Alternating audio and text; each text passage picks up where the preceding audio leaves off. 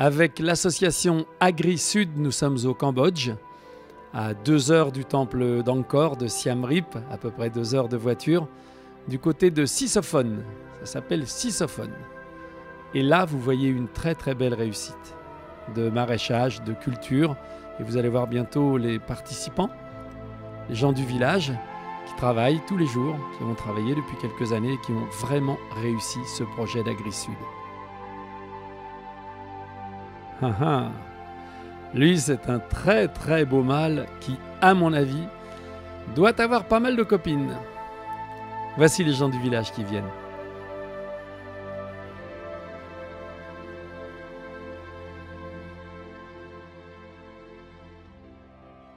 On est ici au village de Phnom Prasat et ce village a bénéficié du programme d'Agri-Sud PATSA de 2003 à 2006. D'accord. Un programme d'appui à la sécurité alimentaire, donc qui a été mis en œuvre par Agri-Sud et qui comprenait beaucoup de villages, 3 districts, mais à la demande du chef de village qui est très dynamique, que vous avez rencontré, il a demandé à ce que ce village Phnom Prasat soit inclus.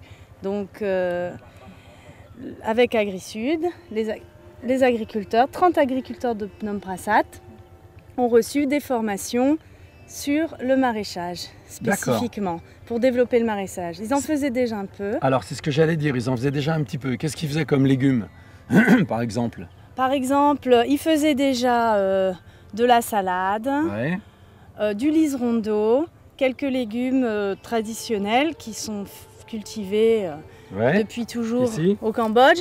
L'objectif du programme, c'était, et c'est toujours, de diversifier les cultures. D'accord. Avoir plusieurs options, pas mettre tous les œufs dans le même panier. Non, non. Et essayer surtout de cibler sur celles qui ont un débouché et une bonne valorisation économique. J'ai compris. Il y a quelle surface en tout qui est utilisée ici? Parce que c'est grand là, c'est très très grand. Ici, il faudrait demander au chef de village. Non mais au pif, ça fait 10 hectares. Ouais, à peu près une dizaine d'hectares. Ah ouais, c'est grand. Combien? Il nous dit 4,5. Ah, donc 4 hectares et demi en maraîchage. En fait... Oui, la terre, je continue, t'inquiète pas. Ici, la terre, elle a l'air d'être très bonne. Oui. Par rapport à d'autres endroits où elle est beaucoup plus sablonneuse. Ben oui, c'est toujours comme ça au pied des Phnom. Là, c'est un petit mont. Et c'est pour ça qu'ils faisaient déjà un peu de légumes ici, alors que vous avez pu remarquer, tout le reste, c'est du riz. Hein. Il n'y a que du riz. C'était une zone de culture de légumes. C'est possible au pied des collines. Et en plus, c'est des zones un peu surélevées, qui sont donc moins inondées, où on peut cultiver du légume.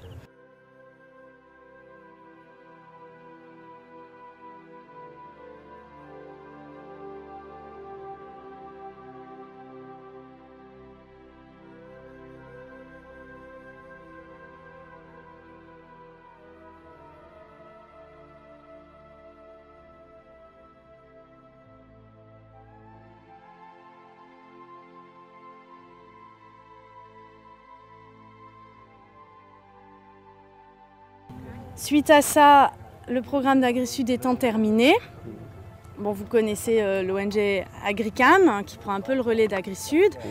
Le chef de village est très content de l'appui qu'ils ont reçu, donc ils ont souhaité que ça puisse bénéficier à plus d'agriculteurs du village. Il y a 30 agriculteurs là, qui ont été formés, qui ont un bon savoir-faire. Donc parmi ces 30, on en a sélectionné 5, ou s'en dégagent 5 qui ont envie de transmettre leur savoir-faire et ça s'appelle des maîtres exploitants. Donc ces agriculteurs, Agricam les aide à savoir transmettre et savoir apprendre aux autres, aux voisins. On leur donne aussi des outils, des livrets techniques, des documents sur lesquels ils pourront s'appuyer pour former les autres. C'est comme ça que ça se passe.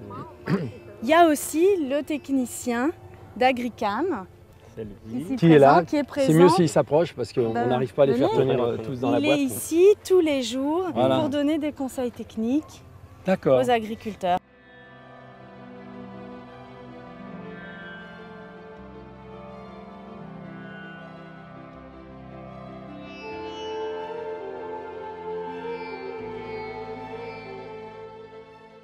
L'objectif, c'est de suivre combien ça leur coûte de cultiver la salade, combien ils gagnent en vendant leur salade, pour savoir quel profit et quel argent ils vont gagner en faisant de la salade.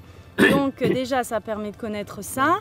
Et puis, ça permet aussi, eux, ils écrivent ce qu'ils font, comme ça, le technicien sait ce qu'ils ont fait, il peut donner des conseils d'amélioration. Là, ça vous a coûté trop cher, par exemple, en engrais chimiques. Si vous mettiez du compost, ça coûte moins cher, vous gagnerez plus d'argent, des choses comme ça.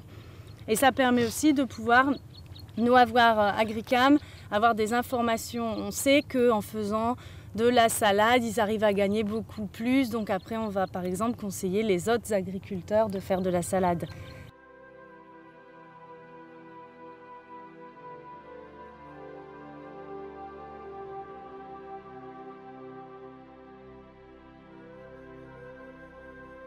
La question que je me posais ce matin, et puis en fait c'est ma faute, je suis parti très vite, c'est ils arrivent avec des arrosoirs d'eau, mais elle est où la rivière? Il y a l'eau. Voilà, il n'y a pas de rivière. Non, il n'y a pas de rivière. Et comme j'ai dit, on est en fin de saison sèche, donc il ne pleut pas, donc il faut qu'ils arrosent. Alors ils arrosent comment? Avec l'aide d'AgriSud, ils ont installé des puits, des forages dans le sol pour aller chercher l'eau.